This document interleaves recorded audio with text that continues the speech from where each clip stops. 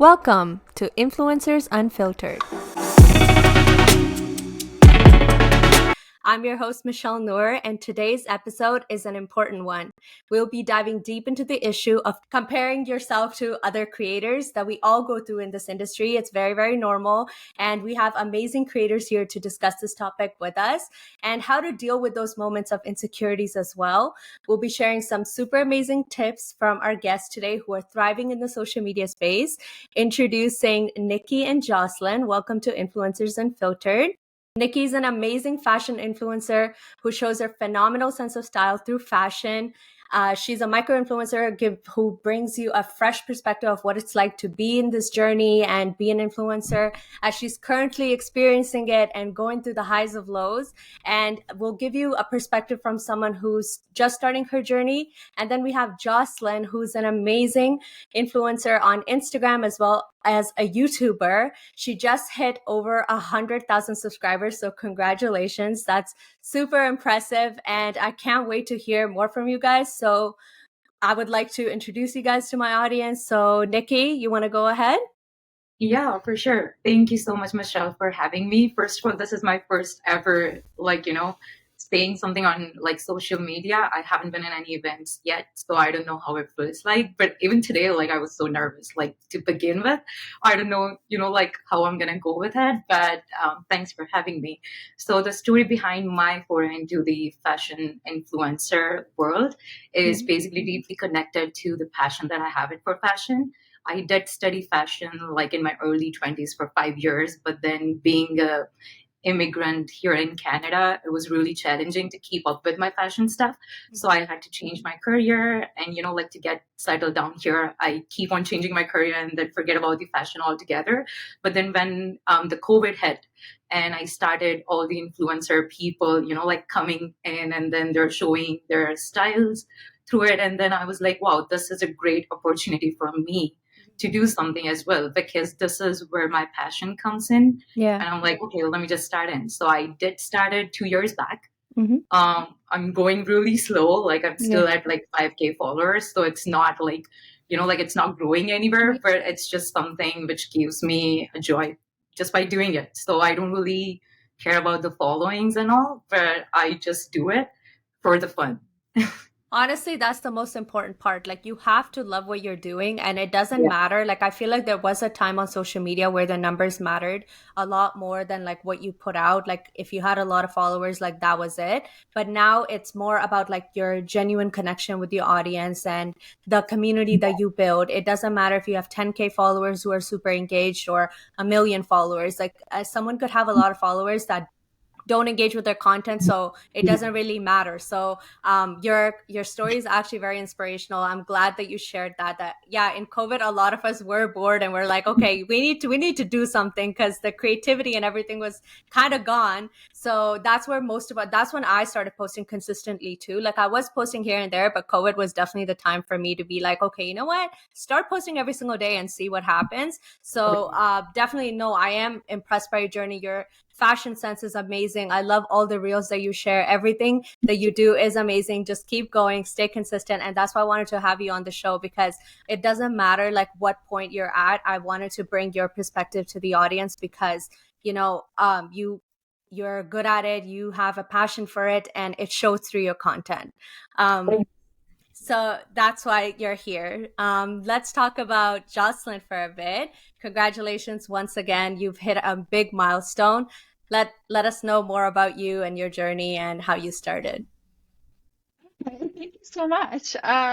It actually started, I moved to Toronto originally for acting. I always knew I wanted to perform, entertain.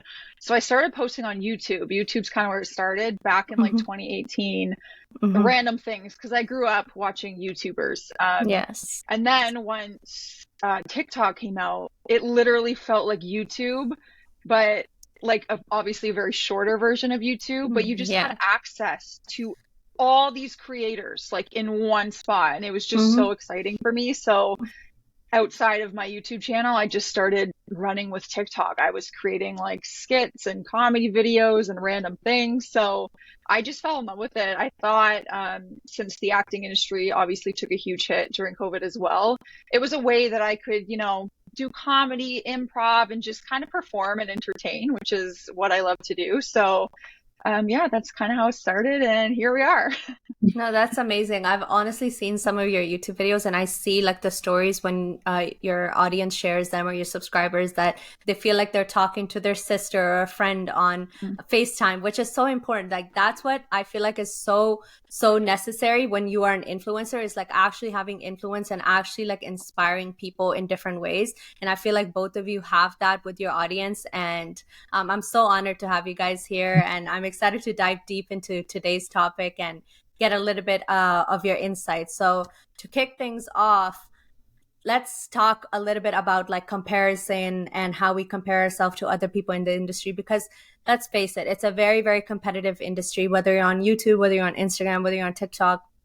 They're definitely not easy platforms to grow on. TikTok is a little bit easier than other ones, but definitely like YouTube is, I find, the hardest one to grow on. So the fact that you have, it's very, very impressive. But I just want to like understand, like, can you share a time when comparison kind of hit you hard and how did you bounce back from it? I think the first time it really hit me was when TikTok first came out, because it felt like it was this new platform to create, to perform whatever people were using it for.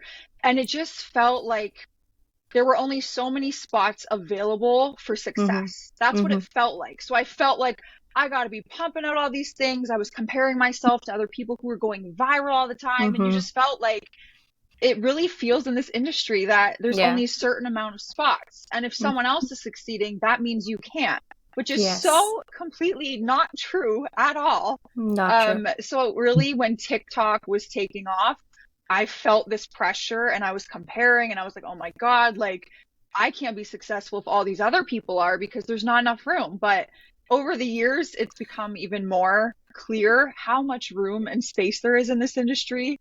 And it's just growing and evolving so much that I think literally there is room for everyone. It's becoming the number one thing for marketing. It's crazy. So I think that's what I had to kind of work through when TikTok first came out in 2020.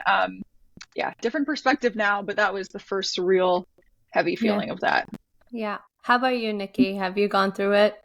Yeah, I mean, same thing what she said. Now I have a different perspective altogether for the comparison. I don't really do it. But before, when I was initially starting out in 2020, I remember a fellow friend of mine who had the same follower count that I had. At that time, it was like 2,000 followers.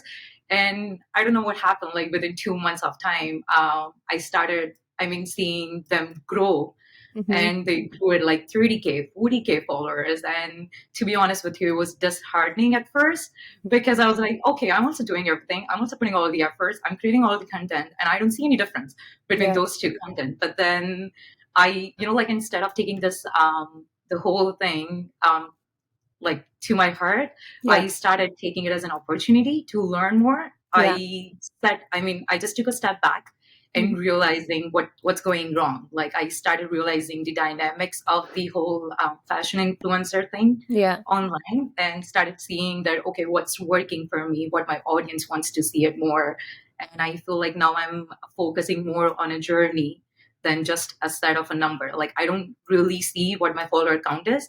I only see that where I'm heading to. Okay, if I'm creating some content on a reel or maybe just shooting at home, am I enjoying the thing or not? Like that's all my focus is on now. So yeah.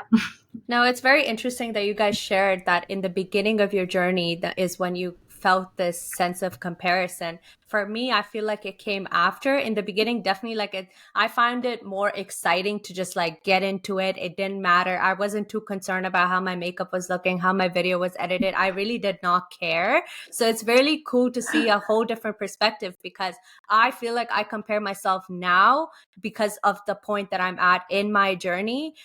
Before, I really didn't care who had more followers, and I kind of expected myself to be, new to this whole thing and not really good at it. So I kind of like wanted that growth, and I knew that it was going to take me some time. But I feel like now it's gotten quite bad for me, where like I will have these days and I'll just sit and be like, oh my God, like this person's doing better than me, or this person has more brand deals than me, or this person's going to this event and I'm not going. And that's when I get into this headspace, and that's why I want to have this conversation, and that's why I started the podcast actually, because I feel like there's not enough people who discuss these topics online. Like, we see the glamorous side of influencers. They get a lot of PR and they go to these fancy events, but no one really like sits down and talks about how competitive it is and how much it takes a toll on your mind, and you're constantly just trying to one up someone or one up in the industry itself. And especially if you're in the fashion and beauty space, it's super, super competitive because every girl wants to do that. Like 99% of the girls love makeup, they love fashion, and if they want to become an influencer, that's usually the space that they enter, and some people do tend to do better than others. So it's really cool to see that you guys had this like big moment of like, oh my god, I might not be good enough, or there's not enough spots, like Jocelyn mentioned, on TikTok, because everyone's already going viral, so I don't know if I'm going to, versus someone like me who's kind of feeling those pressures and that feelings right now, and I'm just like, I'm not good enough, I'm not this. So that was a cool perspective. I also want to like get your insight onto like, what are your strategies for like dealing with something like this, like staying true to yourself and kind of telling yourself like, okay, my content is good enough, like I'm good enough, whatever I'm putting out there is enough. And just like, I want to hear like how you guys deal with it. So Jocelyn, I'll start with you. I think the first thing is just taking a step back, like Nikki said, because when you actually try to break down those thoughts, I think everyone has those days still, where you start, it's almost like you're self-doubting because you're not seeing the results you were hoping for. So you're like, is it me? Is it my content? So taking a step back and just seeing it for what it is, that someone else succeeding does not mean that you're not going to, like, it has zero effect on your success. When you actually sit there and think about it, you're like, them going to that event, how does that change my life in any way? It doesn't, but it does feel very heavy in those emotions and like the pressure in this industry to stay relevant or to be able to make a career out of it. There's a lot of pressure. I also found on days like that or times like that, I try to go back to why I started, and it's for the content, it's for creating. So I have this thing where I do less scrolling, more creating. So I schedule my posts, and when it goes live, I interact with some of the comments, obviously for engagement and just to connect, but I spend less time scrolling, because sometimes you'll see a post and that will be your trigger, and immediately you're overthinking everything you've ever done. So I just find sometimes you need to less scrolling and just create what you're there to do and enjoy what you're doing, and just take a step back, because social media has a lot of ups and downs. I think that's honestly such good advice, that more content, less scrolling, because it's usually the scrolling that makes you think like, oh my god, this person went viral for this, I should try it. Oh, I tried it, I didn't go viral for it. And then that starts this vicious cycle where you start comparing yourself. Sometimes, I even hate going on Instagram Reels, because Instagram is a very like perfect platform, and everything that someone does on that just looks so aesthetic. It looks perfect, and sometimes that perfection takes a toll on you. So I don't even scroll on Instagram Reels, because it takes over my mind, and I'm like, oh, I'm not doing this good enough, or I don't have this camera, and I don't have this lighting. So that's actually really good advice, is just to like remember why you started, why it's important to you, and what you put out there is enough. And when you interact with your audience and they actually love your content, that's what matters at the end of the day. Like the people that you're providing value to, that's what matters at the end of the day. I want to hear from Nikki. How do you deal with it when you have days like that? Firstly, it's the same thing what Jocelyn said, that I do remind myself that why I started this to begin with. My journey is unique. Like everybody's journey is unique, right? So I don't want to compare it with somebody else, like how they're growing fast or what they're doing good, whatnot. Secondly, I do prioritize the engagement with my audience over the numbers, right? So even with around having like 5K followers, some of them are with me from the beginning of my journey. So like I have a community, I would say, which is really strong. So whatever I put on, like whatever post I would do, they will always DM me saying like, like we love your style, or oh, where did you get it from? So that's what I love about it. And I mean, lastly, I would say the key factor is basically I always like to learn and adopt new things, because I feel like fashion world is really dynamic, and so is social media, right? Everything is changing every day, and like there's new styles coming every day, new trends are coming every day. So I feel like even after having my unique style, I like to adapt new things and like learn new styles and how people are doing it. Maybe I can just, adapt it in my own way. Yeah. So it's not really like I'm changing my whole aesthetic. I can keep my same aesthetic, but in a different way. So like also adapting the new styles. Yeah. No, that's great advice. And definitely like when you hear from your community and you get those DMs and you kind of get that approval from the people that you're putting it out to, definitely kind of makes you remember like, okay, this is what I'm doing it for. This is what brings me joy. I'm sure there's always someone better than you. There's always someone worse than you. So that's what's important to remember, because I also get a lot of DMs from everyone. They're like, how did you do it? How do you get invited to this? Why don't I get invited? And I'm like, trust me, I was there too. Trust me, everyone's on this journey. Like, for example, I was trying to get on this agency's PR list for like literally 3 years. They were not paying me no mind. They were sending PR to literally everyone. They were inviting everyone to events and not me. And I'm like, there has to be something wrong with me. They have beef with me. Something's going on. And then out of nowhere, last week, they sent me PR. Last week, they were like, okay, you're on our list. You're coming to events. You're this. And I'm just like, they have no beef with me. They just didn't notice me before. And that's fine, because there's hundreds of creators, thousands, if anything. The Toronto community is kind of smaller than anyone else, but it's still like, you kind of get in your head so much that, oh, there's something wrong with me. There has to be my content. It has to be this. But like you have to remember what you're doing and that it's good enough, and whatever you're putting out there is giving value to someone else, whether it's fashion advice, comedy, whatever it is, you're bringing something to someone else's life and they're enjoying it. And that's what matters at the end of the day. So everything both of you shared is amazing. Talking more about the audience, like how do you guys connect with your fan base? How has their support impacted your influencer journey so far? We'll start with Jocelyn again. Really just like, I just try to remove the screen as much as possible. Like, I want it to genuinely feel like they are on FaceTime with me. I don't want them to feel that I am out of reach compared to them. You know what I mean? Because I know we all follow other influencers and it's like, oh, I could never talk to them. Like, I don't want that. I don't want to feel out of reach. I want to keep a very friendship vibe. I want it to feel personable, because that's what I connect to the most. Like the people I follow and I like watching, I want them to feel like real people. And I think that's huge right now in this industry, is that people are connecting to just humans. It's not about playing a role or this. So I try to just keep it as open, honest, obviously doing all the engagement things you need to do, whether that's responding to comments, DMs. Just trying to involve them in my content. I do a lot of Q&As, and just those small things where they see their comment was noticed or something really goes a long way for a lot of people. They feel appreciated when you show gratitude for their support. I try to show gratitude all the time. Like that, whether it's a small milestone or a big one, it's like, I'm only here because you keep watching. So I think showing gratitude also goes a very long way with people. I 100% agree with that. Like, some people are like, oh, like, why are you still surprised that you get like this brand deal or you get this or that? And I'm like, it's not necessarily being surprised. It's just, I'm so grateful. Like, without you guys, I wouldn't have this platform. Without you guys, I wouldn't have these opportunities. It's because of your support. Sure, I could have 1 million followers, but if none of you guys are commenting, none of you guys are liking, what's the point, right? Followers don't mean anything if they are not engaging, and they don't get that same engagement from you. Like, they leave a comment on your pictures or videos to get a response back from you, to feel appreciated. It's a two-way street.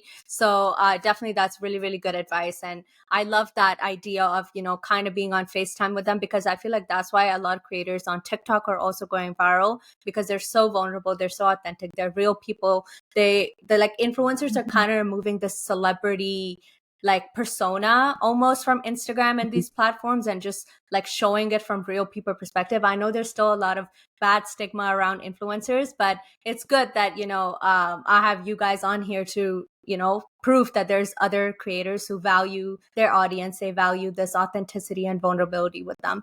So that's amazing that you shared that. How about you, Niki? How do you connect with the audience, and how do you make them feel like a part of your community? Like, I like to create a two-way communication, like two-way interaction spot for them. Like, because I remember I used to like comment on some people's post, and then they never used to like reply me back. Forget about replying; they never used to even like my comments. And then I was like, okay, why they're like doing it? And it's not like they have like, like 100K followers and they don't have time for me. But then I feel like, okay, like basically I try to avoid things which I don't like to see it for, like, as being an audience for some other influencers. So I do like their comments whenever they comment. Like my recent reel got viral. It got like 4 million views on it. I have like more than 1,000, like comments in it. Whether they're supporting me, whether they're not, I do like their comments just to know that I did, like I did review it. It's not that I'm just ignoring it and I'm not reading it.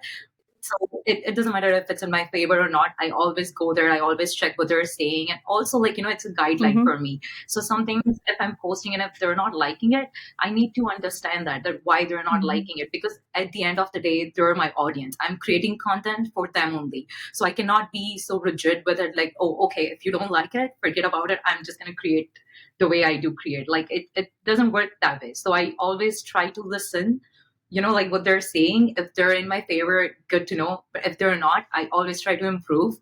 Like whatever I'm doing wrong, I try to change.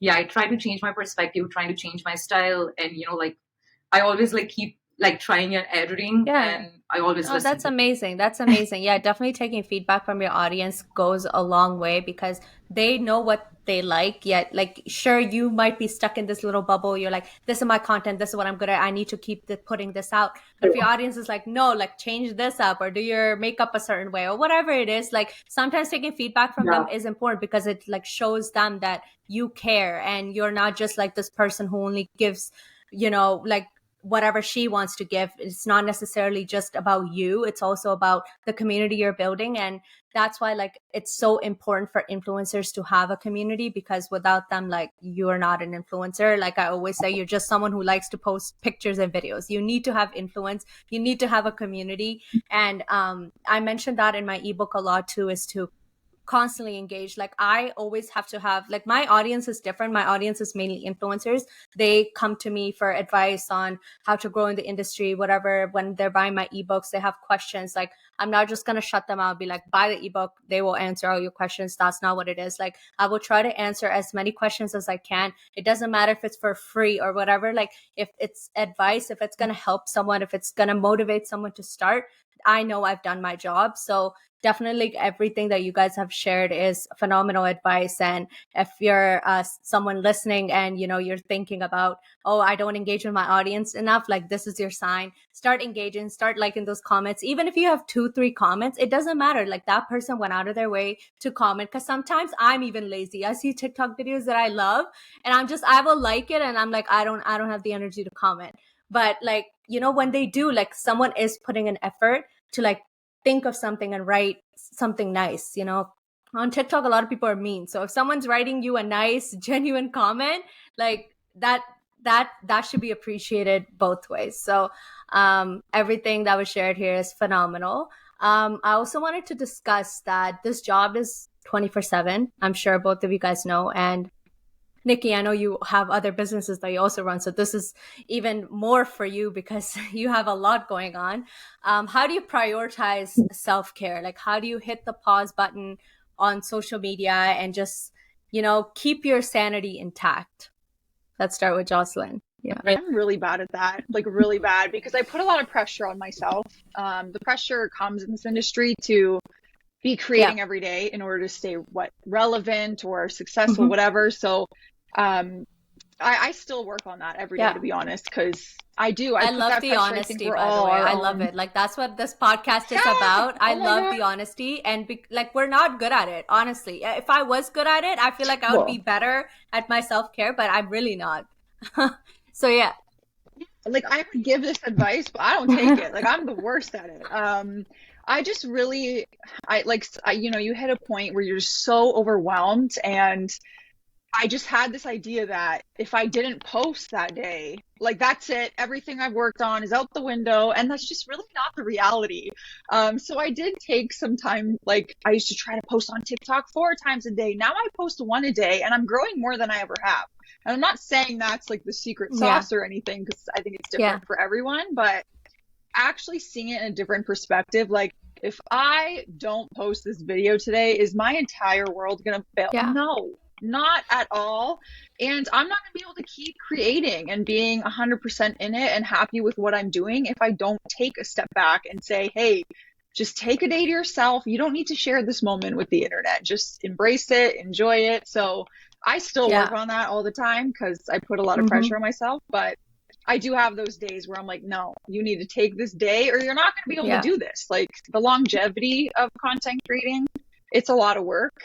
So if you're going to do that, you have to be good in physically and mentally. So it's important, but I'm working on it. 100%. I respect that you're so honest about it because most of us aren't good at that. Because for us, like, that's why the first episode on this podcast was burnout. I wanted to mention that first because all of us get burnout at least 6 times a year because we're constantly going at it. We don't really know how to stop. We think if we stop, social media is just going to flop and we're not doing enough. We're not contributing enough. And it's this horrible, like, vicious cycle that you're constantly in because even if I'm doing my makeup, I'm like, oh no, I should film this. But then I'm like, makeup is therapy for me. Maybe I should just like not record it. Maybe I should just take my time and do it however I want without recording it. But it's like constantly in the back of your mind that like, oh, I need to film this. I need to do that. Oh, I didn't do anything today. I feel useless.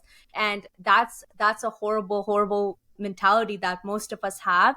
And I'm glad that you were honest about it and you didn't just say, oh yeah, I do this and this and this and this is how my life is and I'm perfect, because we're not. We're all humans. This is just like any other job. If anything, we're working 24/7. Sure, it's not as hard as like a regular 9 to 5 job, but it's like constantly on your mind. It's heavy on your mind all the time. And that's why I wanted to, have this discussion with you guys, because I'm sure like YouTube is a lot of work. I tried it and the editing itself is like 2-3 hours and I'm like, I can't do this. I can't. I'm like an Instagram girly through and through. This is not the platform for me. So I respect you a lot because I know the amount of work it takes to write the script, to record it, the lighting, the camera, the mic, and then editing all of that content all together and then putting it out and then doing it again and again and again and just being like, I got this. And sometimes you wear yourself out. So I'm so happy that you shared that. I want to also hear from Niki. How do you deal with this toxic cycle that a lot of us influencers go through? Like, I don't think so. I really take a break from this because that's what my husband says. He's like, oh, this is just like, around the clock commitment that you have it, like whether we're on dates or traveling, whatever we're doing. I always have that in my mind that, oh, okay, what my next post is going to be like. Let me just show like things to do here in this new city, or maybe our date, or maybe, like I can use this video as a candid moment or something like that. So I always think of like, recording stuff and like what I'm going to post next, or maybe like just exploring the rules and seeing what's happening right now, what's trending. And he's like, no, take a moment. Like, you don't have to bring your phone with you. I mean, I don't know how I can do that. Like, I also have my business going on. So it's not really like 9 to 5. It is like I do work there as an employee, but I also have to go for business meetings. I have to do like, like my growing plans and what I'm going to do with my marketing stuff. So with going, I mean, I do that 5 days a week. I have 2 days off. Those 2 days, I don't really consider as my off days because that's when I do my content creation. So again, like the whole day is, it's like I'm doing 10 people's job. Like I have to decide what I'm going to wear. I have to decide, okay, am I going to go on like Toronto to shoot, or maybe am I doing it at home? After that, I record my, like I record my reels by myself, or maybe I take my own pictures and then I post it, I edited it. So it's like my whole day will go in that. And then again, my cycle with the business will just keep on going on. So I don't know, sometimes I do feel burnout, and then I literally just like, uninstall the Instagram from my for a day, because it's gonna be there for a day or maybe like for 12 hours, but that's fine. I just keep doing that and then listen to my own music, go on drives. I like to travel a lot. So I literally just go on a drive, have my coffee, or just watch on some TV shows. But then again, after like certain hours, maybe after 5-6 hours, I feel that emptiness as if like there's nothing. Even though if I'm not going on Instagram, I'm like, oh God, what did I do? What did I do? And then I will keep, it's a vicious cycle for sure. It is. So I still have to find my self-care routine, like where, like I I always see those girlies go on Instagram and then, putting candles up and then going on a spa day. And I don't think so I can do that ever. Like, I could be more like, No, I'm like, I know it's horrible, but I'm so happy you guys can relate, because this is so true. Like, all of us kind of go through this and we just kind of push it under the rug. We're like, whatever, like, I can't complain. Like, I have the best job in the world. I'm doing something I love. And I feel like, this is like any other job. And I know there's a lot of hate that goes around social media when influencers say, oh, I work hard, but it really is a lot of work. Like, you're working 24/7, you're doing 10 people's job. Like Niki mentioned, you're your own videographer, cinematographer, editor, script writer, makeup artist, hair, whatever. Like, you're doing everything by yourself. And sure, it's fun. It's really a lot of fun, but sometimes it does take a toll on you. And that's why I wanted to you talk about this. And I'm so happy that you guys kind of relate to this and don't just have this perfect. I wish you guys had this perfect recipe to like unplug and just like not deal with this, but it's a vicious cycle. I try to unplug. I like your idea of just deleting Instagram. I should do that, because it's like it's like it I just do it. It's like my fingers will go and start scrolling like TikTok, and I'll be like, oh, it's been 3 hours. What am I doing? And TikTok is definitely like a wormhole. Like, you just find yourself and you don't really know how far you went down. And then it's been 3 hours and it's like night already, because we're like, this is winter and you don't even realize when the time has gone by. So You can also, I learned this recently this year that you can set a timer limit in your settings for each app. okay. So I found that like when I wanted to, I was like, I'm dedicating this month to less time on social media. I set a timer on each app for how much time you spend on in the day, and then it locks you out. So you can go in the setting and change it, but you gotta like stick to it. So it literally will tell you like your time's up. Yeah, I was about to say, don't believe me, I tried that too beginning of the Yeah. But then I'm really bad at it. So like when it locks me out, I'm like, no, what are you doing? Like, I still have my whole day like left, or maybe I have 1 hour. Let me just go back to the setting and change that. And I just keep on doing that, keep on going back and forth. And I'm like, no, it's not working out.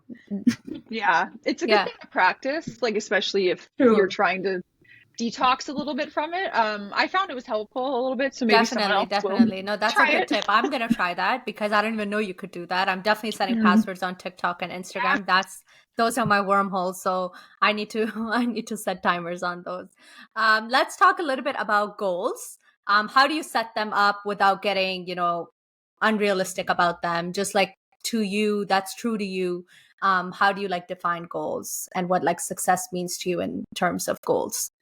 I set it as like a vision. Like I do those like vision boards, I think they're called, where you just have your goals, whether they're huge or not. But I think the key is to not put a timeline on them, because I think we all do that. Like, by the end of this year, I'm doing this, and it's like there's no way of telling that, and like it's out of our control most of the time. So at the end of that year, you're just gonna feel like absolute garbage because you've put this timeline on it. Whereas like if I said I wanted to hit 100K in 2018 and you told me I would hit it in 2023, like I would have been like, like 5 years? Is that 5 years? I don't even know. I have to count. I think so, yeah. For 6 years. Oh, 6 years. 6? Yeah. That's 6 years. Oh my God. This is why I do comedy. So yeah, I think I always have my goals and it's a vision, but I really try not to put a timeline, because I think timeline is so out of our control, and I think everyone does have their own timeline. Things will happen when they're meant to happen. So I just try to really not set a timeline on those goals, because even if it happens 2 years longer than you wanted, it still happened, and it's still worth celebrating. So don't give up if it doesn't happen after the timeline. 100%. So I think it's just important to have them, but don't apply that timeline pressure, because we're all on our own. I love that. That's how like you kind of make it realistic for you and doesn't put too much pressure on you. Like what I do is I'll go on my notes app, and then I have like a dedicated notes list for like goals, just like goals. I don't call it 2023 goals or 2024. I just call it goals, or like life goals. And then I'll just put whatever, like buy a car, buy whatever, like, and then whenever it happens, and I'll just like, they have like little check marks, and I'll just check it off. That's how I do it. There's no timeline. And I feel like that's the best way to do it, because if you don't complete it by the end of a year, you're kind of like, what did I even do towards this goal? But when you have that mindset, you kind of put it in to the universe, and you're just like still working towards it, but if it doesn't happen by the end of that year or next year or even the year after, it doesn't like weigh you down and make you think like you're a failure or whatever. So that's great advice. How about Mm-hmm. you, Nikki? How do you do it? Same thing for me. Like, I feel like I used to be like a goal oriented or like, too much in the beginning. I used to set a specific timeline that, okay, I'm going to hit this much of followers by end of this year, or I'm going to do this much of, like I'm going to post like 5 days a week or stuff like that. But for me, it's really unrealistic, like having my personal life and my business, like set, like, I mean, having to focus there. I don't think so. I can post like 5 times a week. And if I'm not doing that, it will make me feel so bad. Like on Saturdays and Sundays, I will just sit down and I'm like, instead of creating a new content, I will be just sitting down and thinking about, oh, I wish I would have done that. Oh, I wish I would have posted that. And, it was just taking a toll on me. So then I realized that instead of like, thinking about all the strategies and goals and stuff like this, I just like to enjoy the journey and keep it easy, keep it low. Like whenever I get a time, I like to create a content and I don't have to think about those like, like basically not a real numbers that okay I'm going to hit this many numbers or I'm going to hit this many followers by end of this year, because I know that's not happening. Like you have to enjoy what you're doing, and when you have those goals set up in your mind, I don't think so you enjoy the journey to reach them, right? And it will just put a lot of pressure. So I used to do that, been there, done it, and I'm like, no, I'm not doing that anymore. Like it's okay if my follower count is growing. If not, then I will put more like efforts to it. But I like to enjoy what I'm doing. I like to do it like like a quality content, because sometimes I feel like when I'm under pressure, I cannot put like my 100% into something that I'm doing. And I'm always like into those thoughts that, okay, what am I doing wrong? Why it's not working and why it's that. Instead of having all those thoughts, I decided like it was just this year. I'm like, okay, forget about it. If it's working, it's working. Otherwise, I'm just doing it because it's bringing me joy. Like we talked about self-care. I feel like this is my self-care. Like after working for 5 days in a business and everything, I feel super fun if I just go to Toronto for 2 hours and shoot like 4 or 5 different like outfit videos. I'm like, okay, this is what I did it for fun. Like people are like, okay, are you not relaxing? Why are you not going here? I'm like, this is my relaxation. Like I don't know how to explain, but it just gives me so much joy. So I'm like, okay, I'm not setting any boundaries and I'm not setting any like strategies like what other people do. I wish I was good at it, but I'm not. And whatever works for you. Like I love that you enjoy it so much. Like for other people that might be like, okay, you're not relaxing, you're still like working even after working. But for you, if that brings you joy, like be it. If that's what you want and that's what brings you, the most joy, it makes you feel the most authentic, it brings you some creativity into your life, then that's what it is. That's your definition of success and having, I don't know, a work-life balance or whatever it is. So that's amazing. We're nearing the end. I just want to hear some tips from you guys. So where have you found success through in this industry that the audience who are listening could benefit from? Oh God, it's tough because I feel like people expect there to be like this recipe of like, oh, how do you get this? And it's like no one knows, because if we all knew, we'd all be on the same, like we'd all be there already. So, and every app is so different. Every platform has a different algorithm. So I just think you really, obviously consistency and showing up is the number one thing, because if you're not putting a piece of content out there, then obviously you're not going to go anywhere. So consistency is obviously super important, the engagement, but ultimately you really do have to like enjoy it. You have to enjoy it. And in terms of the whole comparing yourself thing, you have to believe in yourself more than anybody. And that's really hard because there's a lot of self-doubt that comes with this, but you really have to believe in yourself, even with all the hate comments, whatever you got going on. Because it's a very oversaturated industry now. Everyone is trying to do it. And especially in a niche, like I know, Michelle, you're in beauty and lifestyle and fashion. Those are very oversaturated right now. Everyone is trying to do that. So there's a lot of replicated content out there, but everyone, like anyone can replicate a video or content, but they cannot replicate you. So whether you have the same video, the same concept, editing style, the one thing that's different is you. So I think that's super important to just know what you bring to the table. You're bringing yourself. So, and just believe in that. You really gotta You got to believe in yourself Yes, in this 100%. industry. That's like the number one advice I would give is like, sure, you might think that someone is doing better than you, but they're not you. They like they don't have the skills or the background or the knowledge that you might. They could be better in other things. They could have more followers. They could be getting more recognition, but you're you at the end of the day. And I love that you put it that way because you have to be your number one supporter. You have to believe in you first for you to even get, other people that believe in you. So when you believe in yourself, that shines through your content. It shows in through your consistency. It shows through your commitment to your audience, and just it shows when you love something that you're doing and you're not beating yourself up or trying to one up someone else or trying to be like someone else. When you're just you and you're putting out there what's good for you, the right brands will come, the right audience will come.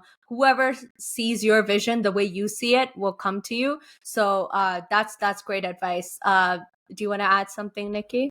Authenticity is number one thing. So whether you're starting up, whether you're a creator like me who's just juggling between 5K to 10K followers, I would say authenticity is a key, because the whole fashion industry, the whole Instagram thing is super saturated right now. So I cannot just start doing something that Michelle is doing because she has 300K followers. No, then it might give me some number of followers or maybe some number of reach, but after doing it for 5 or 10 videos, I would run out of topics, or I would run out of things that I want to make it. So I cannot just keep on copying something somebody on Instagram just on sake of getting new followers. So I would say just keep real, whatever it is, whatever you're passionate about, be it to fashion, be it to beauty, be it to lifestyle, do whatever you enjoy or you're passionate about. So authenticity is definitely number one key. And then engage, do engage to your followers. I did that mistake. I never used to do it before. When I only had 1,000 followers, I was like, oh, it's okay, they're all my friends, and it's okay, I don't want to do it. But then after a certain time, they will stop engaging with your comments. So I mean, with your posts. So you do have to reply them back. If they're DMing you, you do have to make sure that you're always keeping it back to them. Also consistency, I'm really bad at it. I hope to get better. I don't post it every day, as I said, but I do try to post it 3 times a week, but still have some numbers that you're going to post it in a week. So your your followers know that, okay, this day, or maybe you're going to post something about something. So they will keep coming back to your profile to see some new reels, because if you're not consistent, they will keep they will just lose the track of you, because there are new new influencers are coming every day. Second, and every second there's new popping up. Yeah, so there's follow and unfollow thing is always going there. So you have to make sure that you're keeping your audience engaged by posting it at least 3 to 4 times a week. No, both of you guys have shared some amazing advice for everyone listening. And I know I get a lot of messages from girls who are influencers, but are not really passionate about it because they're not seeing money through it yet, or they're not seeing the big followers. So it's great that you guys shared that at the core, what's important is just being you, and whatever audience you have, you will grow it, you will multiply it if you just stick to who you are. You're constantly posting out your content 3 to 4 times a week. When I started, genuinely, I was posting every single day, and I know that's unrealistic for people who have full-time jobs or whatever, but batching your content is what really, really helped me. I would take the weekend to batch content for 3-4 hours. I would film a bunch of things, and then I would post it throughout the week. So if you're not seeing engagement, you're not seeing growth just yet, change up your strategy just a little bit. Test new things out, especially if you're a smaller creator. It doesn't hurt anyone. We're not at Kylie Jenner and Selena Gomez level that if we change something drastically, everyone's gonna be like, what is this person doing? But if you change it up, it doesn't matter. Do whatever works for you. I always kind of get shit for it, that why don't you just stick to one niche? Why don't you just do beauty? Why don't you just do fashion? But I genuinely, I can't. If I do one niche, I won't be happy. I will feel restricted. I'll feel like how many times can I put on makeup in front of a camera? That gets boring to me. When I get to like go to fun restaurants, but also show cool outfits, but also show different makeup products, like that's what brings me joy. I like to kind of do a little bit of everything. And that's what worked for my page. I started off as beauty. My page wasn't really going anywhere. So I kind of changed up my strategy and tried something new. So if nothing's working out for you quite yet and you're thinking of going into this industry, be open to it. Try different things. Like I know Nikki's now posting relationship relationship videos, and they're doing so well, and I love them because you post some great advice in the comments and it inspires me, and I like reflect on like my relationships or whatever. So whatever like you're doing, it works. It doesn't matter if you have to change it up a little bit, but if it works for you, it works for you. So you guys have shared some fantastic perspective today, both Nikki and Jocelyn. The journey is a roller coaster. It's not one smooth thing. There's no recipe to success, and your insights have shed light on the challenges that we all face. Clearly, all of us kind of go through this vicious cycle of comparing ourselves to other creators, other people in the industry, as well as just beating ourselves up if we're not posting content regularly. So if you're feeling like this and you're listening, like, you're not alone. We all go through it. It doesn't matter how many followers you have or at what part of your journey you're at. There's no like finish line. Like, I'm not going to stop if I hit 1 million followers. Like, that's not my goal. My goal is like more about being financially free and having a community and, I don't know, bringing value to people. So there's no finish line. There's no recipe. Just keep doing what you're doing. And it's important to remember that your platform is yours. Your brand exists because you are who you are, and you're amazing just the way you are. So I hope our insights allowed you guys to relate to the struggles that we all go through. And make sure to follow Nikki on Instagram at _Niki Shah. More of her journey, and then add Dart on Instagram, TikTok, and on YouTube. And don't forget to follow me at Michelle Noor for updates, and of course follow this podcast to stay tuned for upcoming episodes with our exciting guests. Until next time on Influencers Unfiltered.